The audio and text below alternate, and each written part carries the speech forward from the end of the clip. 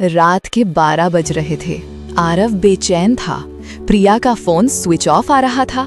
उसने कई बार कॉल किया था पर कोई जवाब नहीं मिला।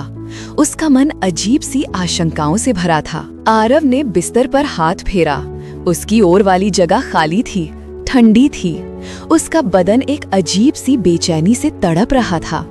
उसे प्रिया के बदलते व्यवहार का कोई कारण समझ नहीं आ रहा था।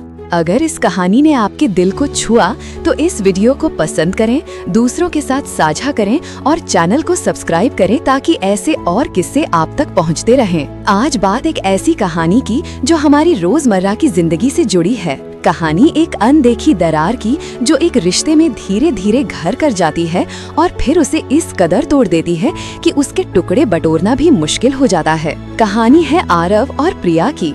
इनकी शादी को 7 साल हो चुके थे और दिल्ली के एक सामान्य 3 कमरे वाले फ्लैट में उनकी जिंदगी अच्छी चल रही थी। आरव एक प्राइवेट कंपनी में मार्केटिंग मैनेजर था और प्रिया ने शादी के बाद आरव के कहने पर अपनी बैंक की नौकरी छोड़ दी थी। उनका प्यार एक ठंडी हवा के झोंके की तरह था जिसने उनकी जिंदगी में एक ताजगी भरी थी। पर अब कहीं न कहीं उस हवा का रुख बदलने लगा था। आरव अपने काम में इस कदर खो गया था कि कभी कभी उसे याद भी नहीं रहता था कि प्रिया पूरे दिन उसका इंतजार कर रही होगी। घर लौटने पर वो थका हारा होता, आते ही सोफे पर धड़ाम से गिर जाता, टीवी चालू करता और फिर मोबाइल पर बिजी हो जाता। प्रिया कभी पास आती, उसका हाथ सहलाती। बहुत थक गए हो ना? आरव मुस्कुराकर बस कहता। कभी कभी प्रिया उसे प्यार से छूने की कोशिश करती तो वो बिना देखे ही उसके हाथ को हटा देता।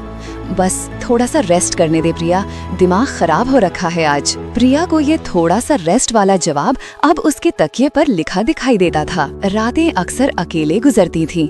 शुरू में तो वो रूठती थी, आरव को मनाने की कोशिश करती, उसे अपने पास बुलाती, पर आरव की थकी हुई सांसें और बेध्याना नींद उसे खुद से दूर धकेल देती थी। प्रिया के भीतर कुछ अधूरा सा छूट रहा था, एक टीस, एक अनकही प्यास।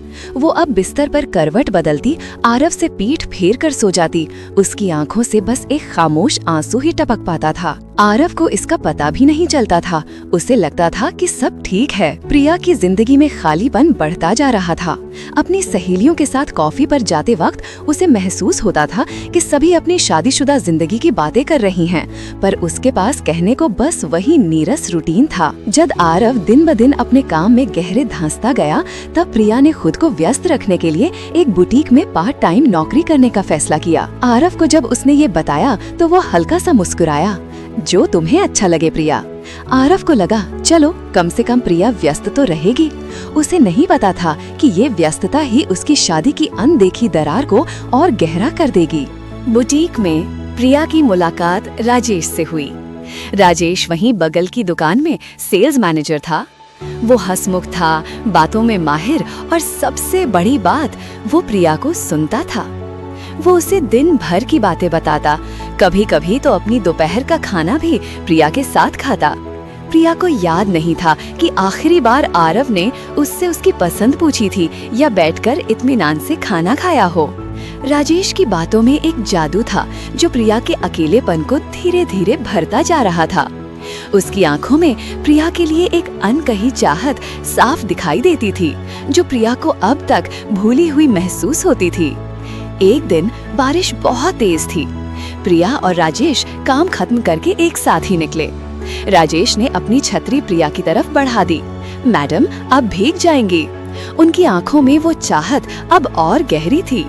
उस शाम प्रिया ने आरव को फोन किया था कि उसे बारिश की वजह से थोड़ी देर होगी, तो आरव ने कहा था ठीक है, अपना ख्याल रखना। उसके स्वर में सिर्फ औपचारिकता थी, पर राजेश ने उसे घर तक छोड़ने की बात कही और प्रिया को इसमें कुछ भी गलत नहीं लगा। कार में धीमी आवाज में गाना बज रहा था। प्रिया को लगा कि उसका दिल भी उस धुन पर धड़क रहा है। राजेश का हाथ अचानक उसके हाथ पर पड़ा। एक क्षण को प्रिया सकपका गई। उसने अपना हाथ हटाने की कोशिश की, पर राजेश ने उसे और कसकर पकड़ लिया। प्रिया के मन में एक बिजली सी दौड़ी, एक रोमांच, एक डर और एक गहरी भूखी हुई इच्छा। वो जानता था कि प्रिया के भीतर एक प्यास है, एक अजनबी चाहत। उसने कुछ नहीं कहा, बस उसके हाथ को सहलाता रहा। प्रिया को पता था ये गलत है, पर उस पल उसे जो गर्माहट महसूस हुई वो बहुत अरसे से आरव से नहीं मिली थी। जब वो घर पहुंची तो उसका मन बहुत बेचैन था। आरव सो चुका था। प्रिया ने बिस्तर पर अपनी जगह ली, पर उसे नींद नहीं आई। उसके हाथ पर राजेश के स्पर्श की गर्माहट देर तक बनी रही। अब राजेश का छूना एक आदत बन गई थी, कभी बहाने से, कभी बातों बातों में। प्रिया को वो अब अच्छा लगने लगा था। वो महसूस करती थी कि उसका बदन राजेश के स्पर्श के लिए तरसता है। घर आकर जब आरव फिर मोबाइल में बिजी हो जाता या किसी बात पर प्रिया को टोक देता तो प्रिया का मन विद्रोह करने लगता। उसका दिल चीखता था कि कोई तो है जो मेरी कदर करता है। आरव का प्यार अब उसे सिर्फ एक जिम्मेदारी सा लगने लगा था। रापें आरव के लिए और भी खामोश होती जा रही थी। प्रिया अक्सर उससे बहाने बनाकर दूर हो जाती, कभी तबीयत का बहाना, कभी थकान का। आरव बेचैन रहता था। उसे याद नहीं कि कब उसने प्रिया को इतने दिनों से छूकर महसूस नहीं किया था। उसका बदन, उसकी इच्छाएं एक खाली बर्तन की तरह छलकती रहती थीं, जिसे कोई भरता नहीं था। उसे प्रिया के बदलते व्यवहार का कारण समझ नहीं आता था। एक दिन बुटीक में एक बड़ा स्टॉक आया था। देर रात तक काम करना पड़ा। राजेश भी वहीं था। बुटीक के सारे कर्मचारी जा चुके थे, सिर्फ प्रिया और राजेश ही बचे थे। बाहर अंधेरा छा चुका था। बुटीक के शटर गिरने की आवाज ने प्रिया को अचानक सहमा दिया। राजेश ने उसकी ओर देखा। डर लग रहा है क्या? प्रिया ने सिर्फ कहा। मत डरो। राजेश उसके करीब आया। उसने धीरे से प्रिया के कंधे पर हाथ रखा। तुम इतनी खूबसूरत हो, इतनी अच्छी, और मैं देखता हूँ कि तुम्हारे अंदर कितनी उदासी भरी है। उसकी आवाज में वो कोमलता थी जो प्रिया ने बरसों से आरव से नहीं सुनी थी। प्रिया की आंखें नम हो गईं। आरव, वो व्यस्त हैं, तो क्या प्यार और देखभाल का हक सिर्फ व्यस्त लोगों को है? राजेश ने उसका चेहरा अपनी हथेलियों में थाम लिया। उसकी आंखों में एक अजीब सी ललक थी।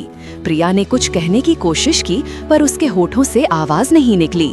राजेश ने धीरे धीरे उसके चेहरे को झुकाकर अपने करीब किया। उसके होंठ प्रिया के होंठों पर उतरे। एक नर्म स्पर्श जो देखते ही देखते एक गहन, जलती हुई चाहत में बदल गया। प्रिया के भीतर बरसों से सुप्त इच्छाएं जाग उठीं। उसने अपने आप को रोक नहीं पाई। आरव की उपेक्षा और अपने अंदर की खालीपन ने उसे इस क्षण में पूरी तरह डुबो दिया। उसने भी राजेश को उसी शिद्दत से चूमा। कपड़े बेचने वाले रैक के पीछे धीमी रोशनी में उनकी सांसें तेज हो रही थीं। राजेश ने प्रिया को अपनी बाहों में उठा लिया। प्रिया ने भी उसकी गर्दन को जकड़ लिया। उसका बदन जो आरव से दूर रहता था, आज एक अनजान मर्द की बाहों में पिघल रहा था। राजेश ने उसके शरीर को हर तरफ से छुआ। वो स्पर्श प्रिया को एक अजीब सी दुनिया में ले जा रहा था। एक दुनिया जहां वो खुद को सिर्फ एक पत्नी नहीं, बल्कि एक औरत महसूस कर रही थी, जिसकी अपनी इच्छाएं हैं, अपनी ख्वाहिशें हैं। राजेश ने उसकी साड़ी उतारी। एक एक करके कपड़े हटने लगे। प्रिया के जिस्म पर बरसों से छुपी हुई इच्छाएं आज ज्वालामुखी बनकर फूट पड़ी थीं। राजेश के हाथों की गर्मी, उसके होंठों का स्पर्श उसे भीतर से झकझोर रहा था। प्रिया का बदन कांप रहा था। उसे लगा जैसे उसे सालों बाद किसी ने महसूस किया है, छुआ है। वो अपनी सारी हसरतें राजेश के सामने उड़े रही थीं। राजेश के हर स्पर्श में, हर चुंबन में उसे एक असीम आनंद की अनुभूति हो रही थी, एक ऐसी संतुष्टि जिसकी वो सालों से भूखी थी। उस पल प्रिया ने आरव को पूरी तरह से भुला दिया था। उस बुटीक की खामोशी में सिर्फ दो शरीरों की सरसराहटें थीं, धीमी आहें थीं और दो दिलों की तेज धड़कनें थीं जो एक दूसरे में खो चुके थे। ये शारीरिक प्रेम महज शरीर तक सीमित नहीं था, इसमें प्रिया का पूरा भावनात्मक सूखापन भी बह रहा था। उसी वक्त आरव अपने बिस्तर पर करवट बदल रहा था। रात के 12 बज रहे थे। प्रिया का फोन स्विच ऑफ था। आरव बेचैन हो उठा था। उसने कई बार प्रिया को कॉल किया था, पर कोई जवाब नहीं। उसका मन आशंकाओं से भरा था। क्या हुआ होगा? कहीं कुछ बुरा तो नहीं हुआ? उसने बिस्तर पर हाथ फेरा। उसकी और वाली जगह खाली थी, ठंडी थी।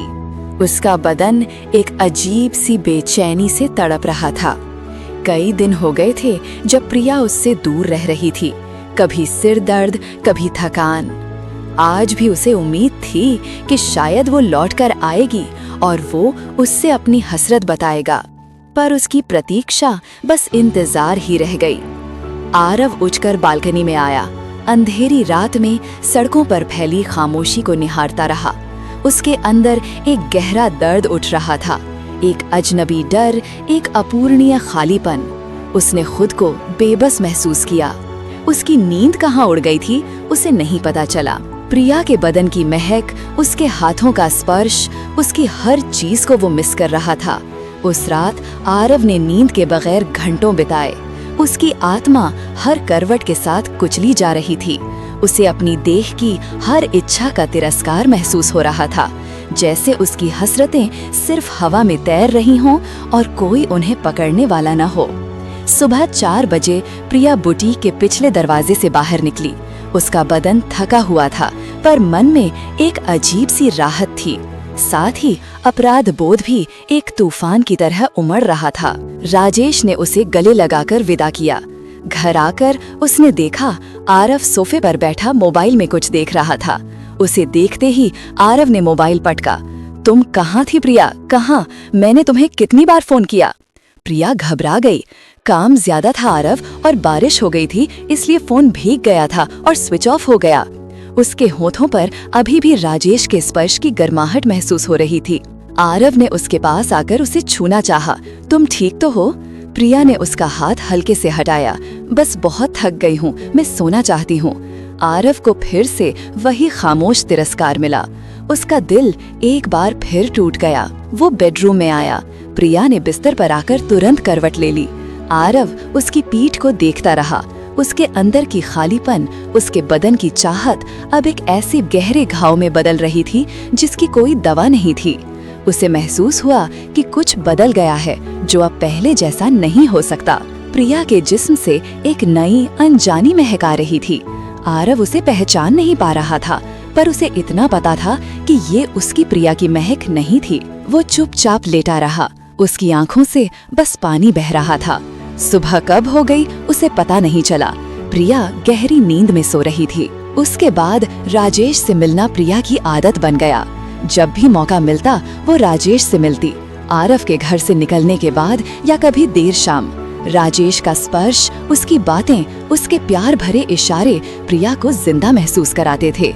हर बार अपराध बोध कसकता था, पर अपने अंदर की अतृप्त इच्छाएं उसे राजेश के पास धकेल देती थीं। प्रिया को पता था वो गलत कर रही है, पर आरव का अनदेखा करना उसे और अकेला बना देता था। आरव के लिए जिंदगी अब बस एक औपचारिकता रह गई थी। वो सुबह उठता, नहाता, तैयार होता और अपनी फीकी सी मुस्कान के साथ ऑफिस चला जाता। रात को लौट कर आता और खामोशी से अपना खाना खाता।